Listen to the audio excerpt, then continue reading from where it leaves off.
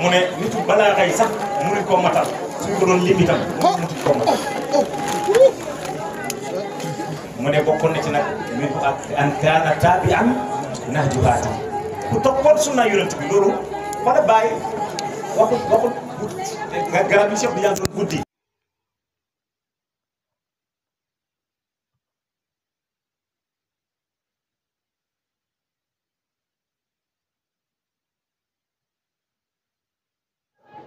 dégg nga mu yóbbu ko ci pays boo xam ne mbooleem àddina bi daf koo téye ci loxoom nii moom Seydi Mouhamed Boun Abi Nasra waxul loolu waaye mu ne bokk na ci lii karaama Cheikh Tidiane mooy topp sunna yonent bi ndeke topp sunna yonent bi karaama la yombu de topp sunna am na fu nit di toll ci wilaya topp sunna bi dëgg karaama la parce que yàlla deseelatu la dara daf laa uñati lépp koo xam nag uñati nañ la lépp dëgg jaamu yàlla dëgg jaamu yàlla topp sunna yonent bi nekkul lu yomb moo tax minhu an kaana taabi'an nahja haadin baa mu ne laysa anhu yaxibu wax wa sara'u mu ne loolu nekkuloon du ko faddu yonent bi musul koo faddu sunna yonent bi musul koo faddu te xoolal xam nga moom yonent bi faddu ko woon waaye su buggaan gis yonent bi dafay woo Seydi Mouhamed Arabi Damraawi ne ko waxal ma sa waaji gisal ma sa waaji te moom yonent bi musul koo faddu lu garaaw ndeysaan xam nga nu mu demee mu ngi mel ni Souleymane ak Balqiis ak Asif ibnu Barqiya Souleymane mboolem li yàlla bind mu ngi ci loxoom waaye dafa toog mu ne ayyukum ya'tini bi arshiha kan moom mooy indil arshu Balqiis bi ifrit jinne la mu jóg taxaw ana atika bihi qabla an taquma min maqaamik man mën naa la ko indil balaa ngay jóge fi nga toog waaye lim ci teg moo doy waar wa inni la qawiyun aminun man ku dëgër laa te wóolu naa sama bopp waaye ndeke taalibe du bàkko ci kanamu sëriñam taalibe maqaam boo mën a am bul bàkko ci kanamu sëriñ bi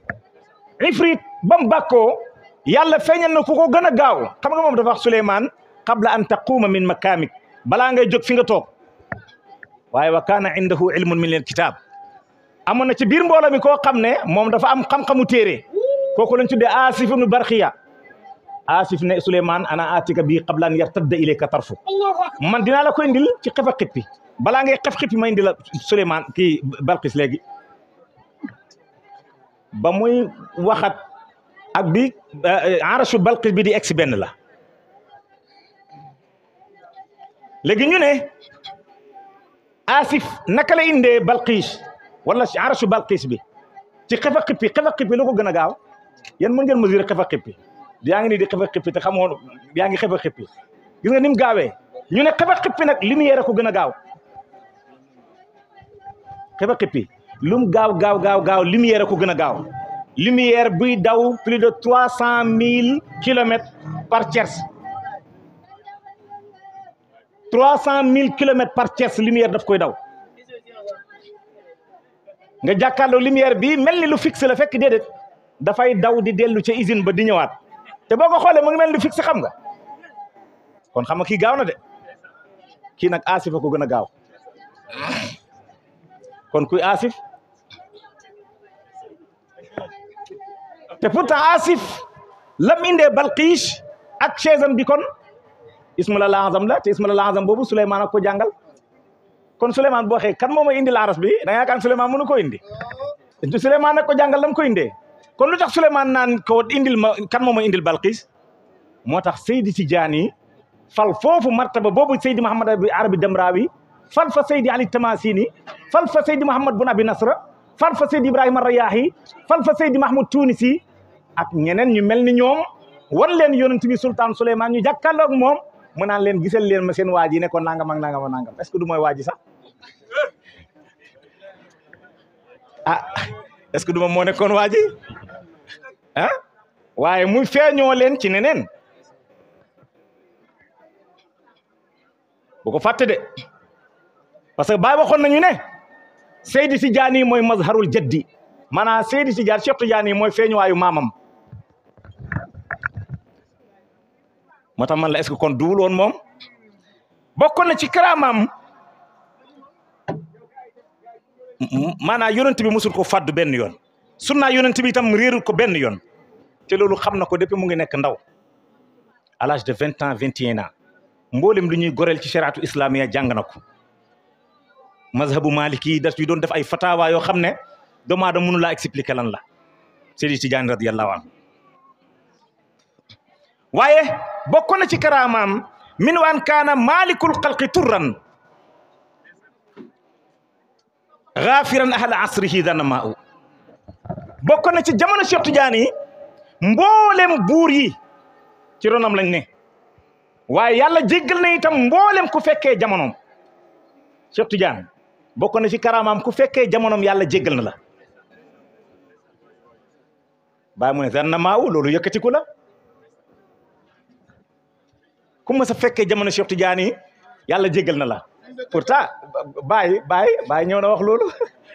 ah wa man yuhibbuni wa man yaraani fi jannatil xuldi bila buhtaanin is annani xalifatu Tidiane yaa ngi dégg kon Baye wax na li Cheikh Tidiane waxoon man ku ma bëgg nga gis ma yow sa yaram xaraamal na safara aljinaay xuldi ngay dugg ci lu àndul ak sikki sàkk parce que maa xalifa Cheikh Tidiane ci ngay jàngee ndeke Cheikh Tidiane ku ma sa tombeel jamono yow yàlla xaraamal na sa yaram bi safara ci kaw nga bëgg Cheikh Tidiane nag mooy charte bi ma dañu ne tariqa Tidiane soo ko jëlee sa yaay yaramam xaraamal na safara sa papa yaramam xaraamal na safara sa doom bu jigéen sax boo amee doom bu jigéen mu judd ci tariqa bi góor bu ko takk su bokk sax ci tariqa bi yaramam xaraamal na safara waaye ci condition ñu bëgg Cheikh Tidiane te pourtant loolu la Baye wax Baye itam radiyallahu anhu wax na ne sama ñooñu jamono ñëpp texe nañ ci jege yàlla waaye si waa man xalaa nax ji asiru xawaayi ka man sha waa fawqu bayla mamaati wa man sha naa waaw ka ali shaqaayi wa ahlu zamani kulluhum faaza raqiyan si waa man xalaa nax ji Baye mu ne sama ñooñu jamono ñëpp texe nañ ci jege yàlla ku ma jege rek nga nangul ma nga àgg ci yàlla si waa man xalaa nax ji ba ku des koo xam nag jàdd nga sama yoon kooku moom ci neen rek ngay dox yal na yàlla musal ci doxam neen Baye taalibe mi doxuñ ci caaxaan de déedéet bi nga nekkee taalibe Baye yow sa caaxaan sax dëgg la Baye taalibeem dëgg caaxaanam sax dëgg la minu an qaala taaha anfiq bilalan minu an qaala rabbu hada al ataau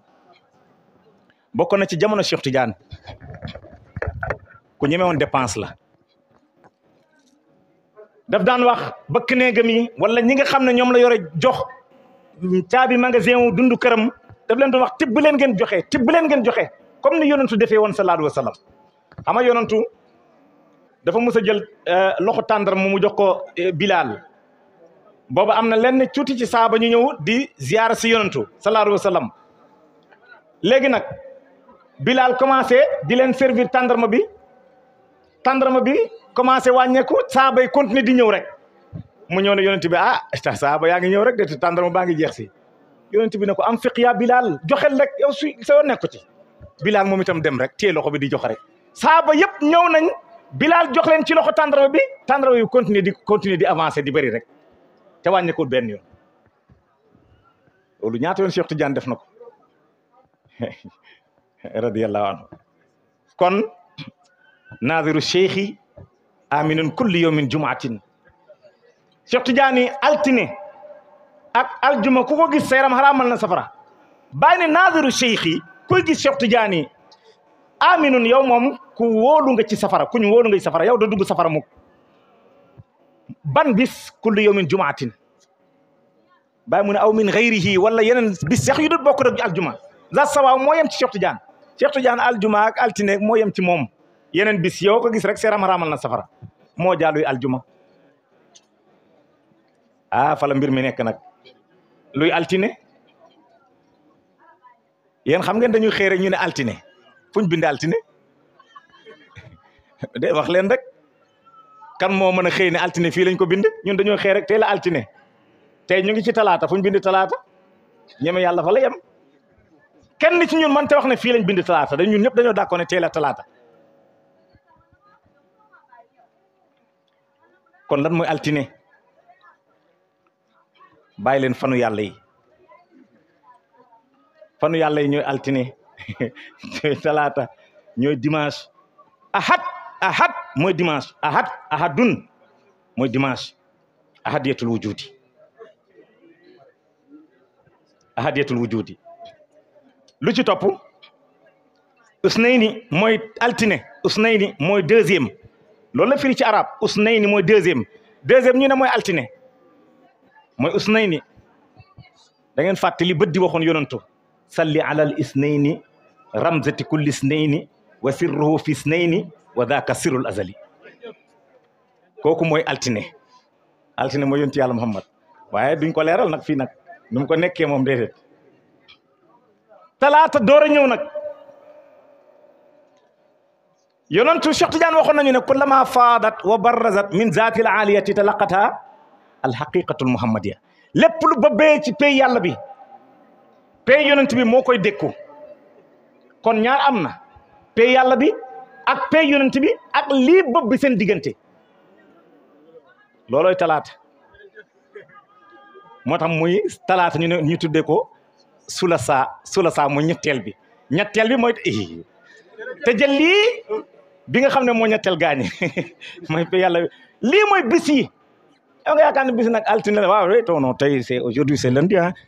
du loolu moo tax Imam Ali mu ne ku xam secret bis yi yonantu nga wala doon nga yonantab yàlla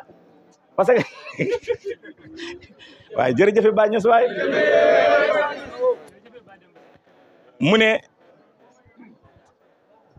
man fan laa yemoon sax naadiru cheikh aminun kulla yawmin jumaatin aw min gayrihi za sawaaw mu ne qawlu cheikhi ka tarjamaani rasulin mu ne waxu Cheikh Tidiane mu ngi mel ni tarjama yonent bi tarjama mooy interprète waxu Cheikh Tidiane mu ngi mel ni kiy interpréter yonent bi wala waxu yonent bi Cheikh Tidiane moo koy interpréter noo ko waxee nag noonu la wala soo ko bëggee dégg mu gën laa jege mooy nen bi mooy ginaar gi mooy nen bi c'est ça nen gi mooy ginaar gi waaye ginaar gi itam mooy nen bi te ñoom ñaar nag mun a wax kan moo ci jiitu sa morom nag loolu moo tax Cheikh Tidiane ne kuntu waliyan aarifan bi wilayati wa adama baynal maa'i wa tini laa adam yonentu ne kuntu nabiyan aarifan bi nubuwati wa adama baynal maa'i wa tini laa adam te ñoom ñaar ñëpp kenn ku ne nee na maa ngi ca place ba te booba adama amut te man maa fa nekkoon léegi nag nen ak ginaar gi ku jiitu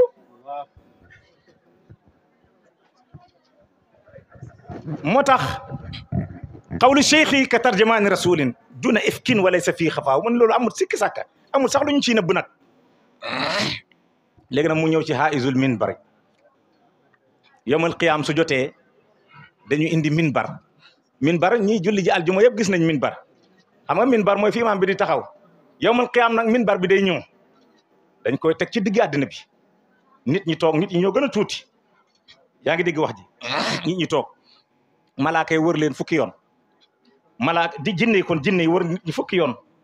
jinne itam malaaka yi wër leen fukki yoon malaaka arash ak malaaka kursi yi ñu wërante ñoom itam dañoo ëppante ba yëpp jeex nag yàlla nag minbaram bi toog ci digg bi nag moom bàyyi mu ne minbar ba Cheikh Tidiane fay toog haizul minbar yi mooy ki peeg minbaru pay yàlla bi la daa yow mu jam'in ca bisu daje ba su jotee minbar bi Cheikh Tidiane ciy toog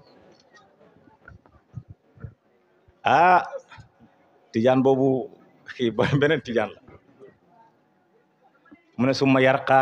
alayhi mu daal di yéeg nag ca minbar ba istiwa mu yem ci kat minbar bi ëpput ko moom itam ëpput minbar bi xam ngeen fauteuil bi moo ma ëpp moo tax ma toog ci biiram yaa ngi dégg wax ji Cheikh Tidiane nag minbar ba muy yéeg minbar bi ëpput ko moom itam ëpput ko ñoo yem képp te boo ñëwee mun a xàmmee minbar bi ak Cheikh Tidiane parce que istiwa daf ci yem ak képp allahumma salli ala sayyidina bismillahir rahmanir rahim alhamdulillahi rabbil alamin rahmanir rahim maliki yawmiddin iyyaka na'budu wa iyyaka nasta'in ihdinas siratal mustaqim siratal ladzina an'amta alayhim ghayril maghdubi alayhim waladdallin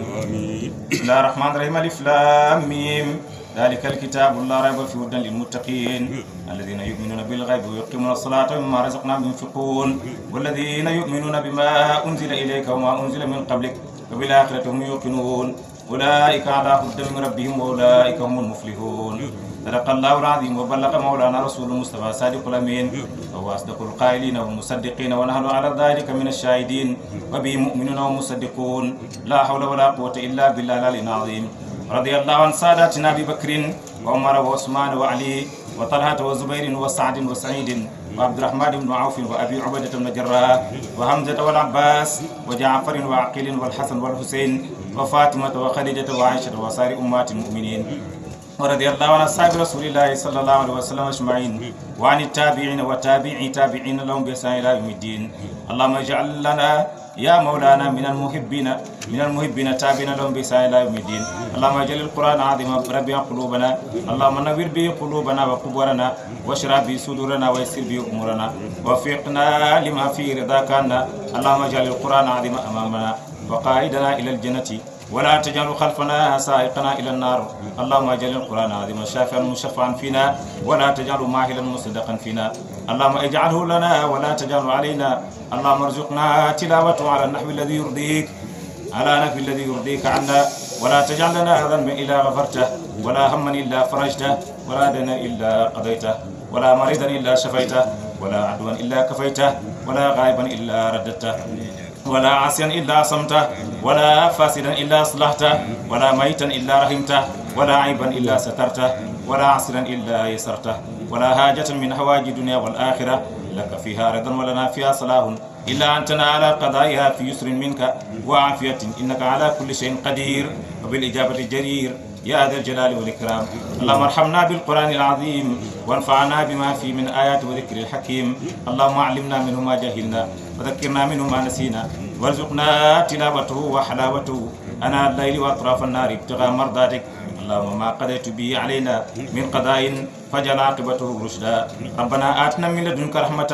وهيئ لنا من أمرنا رشدا ربنا آتنا في الدنيا حسنة وفي الآخرة حسنة وقنا عذاب النار ربنا لا تؤاخذنا إن نسينا واخطأنا ربنا ولا تحمل علينا إسرا كما حملت على الذين من قبلنا ربنا ولا تحملنا ما لا طاقة لنا به واعف عنا واغفر لنا وارحمنا أنت مولانا فانصرنا على القوم الكافرين ربنا لا تزغ قلوبنا بعد إذ هديتنا وهب لنا من لدنك رحمة إنك أنت الوهاب إن ربنا إننا سمعنا مناديا ينادي الإيمان أنا آمنوا بربكم فآمنا ربنا فاغفر لنا ذنوبنا وكفر عنا سيئاتنا وتوفنا مع الأبرار ربنا وآتنا ما وعدتنا على رسلك ولا تخزنا يوم القيامة إنك لا تخلف الميعاد ربنا ظلمنا أنفسنا إن لم تغفر لنا وترحمنا لنكونن من الخاسرين ربنا هب لنا من أزواجنا وذرياتنا قرة أعين واجعلنا للمتقين إماما ربنا اغفر لنا ولإخواننا الذين سبقونا بالإيمان ولا تجعل في قلوبنا غلا للذين آمنوا ربنا إنك رؤوف رحيم يا ربنا يا خالق العوالم فل بيننا وبين كل ظالم يا ربنا أنت ترى ما قد جرى فاقسم بقهر من علينا جسرا يا ربنا عجل لنا بالفرج ونجنا من ضياعة وهرج وامدد علينا من حماك الأمنع سرادقا من حل فيه يمنع اللهم احرسنا بعينك التي لا تنام واكنفنا في كنفك الذي لا يرام وجعلنا في جوارك الذي لا يغفر ولا يضام اللهم ندرو بك في نحور الأعداء ونعوذ بك من شرورهم اللهم اكفناهم بما شئت اللهم اكفناهم بما شئت اللهم اكفناهم بما شئت اللهم إنك أعلم بأعدائنا وكفى بك وليا وكفى بك نصيرا اللهم اغفر لحينا وميتنا وكبيرنا وصغيرنا وذكرنا وأنسانا وحاضرنا وغائبنا وهرنا وعبدنا وطاعنا وعاصنا اللهم اغفر لنا أجمعين وتوفنا مسلمين واحشرنا في زمرة نبينا والصديقين والشهداء والصالحين واكفنا ما أهمنا وما لم يهمنا من أمور الدنيا والدين وكف عنا أيدي المعتدين ولا تجعلنا فتنة لقوم الظالمين ونجنا برحمتك من القوم الكافرين واجعلنا من عبادك المخلصين برحمتك يا أرحم الراحمين يا رب العالمين اللهم صل على سيدنا محمد الفاتح لما ولق والخاتم لما سبقنا ناصر الحق بالحق والهادي إلى صراطك المستقيم وعلى آله حق المقدار العظيم اللهم صل على سيدنا محمد الفاتح لما ولق والخاتم لما سبقنا ناصر الحق بالحق والهادي إلى صراطك المستقيم وعلى آله حق المقدار العظيم اللهم صل على سيدنا محمد الفاتح لما ولق والخاتم لما سبقنا صراط بالحق والهادي إلى صراطك المستقيم وعلى آله حق المقدار العظيم سبحان ربك رب العزة عما يصفون wa salaamun alal mursaliin walhamdulillahi rabbil aalamiin.